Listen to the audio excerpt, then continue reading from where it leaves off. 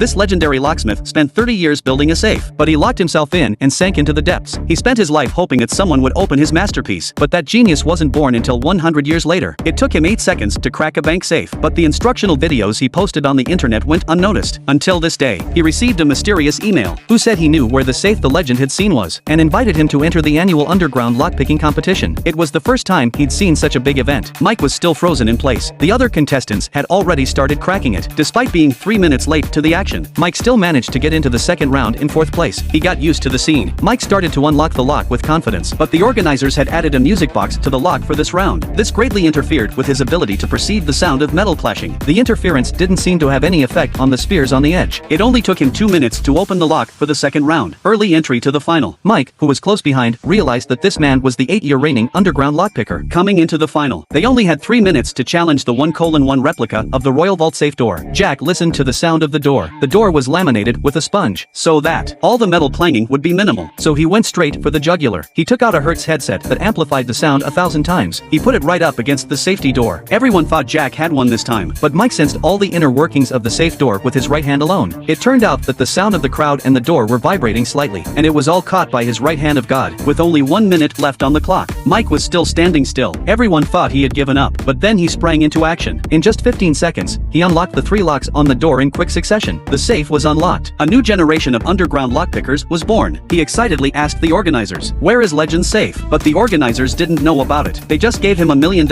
and sent him away. At that moment, a mysterious woman approached him. It turned out that this woman had signed him up for the competition. She said that the safe that the legend had seen was so sophisticated. That's why it's been used by 3 major banks to this day, and that to fulfill his dream of opening the lock, he had to join his team. A real bank robbery.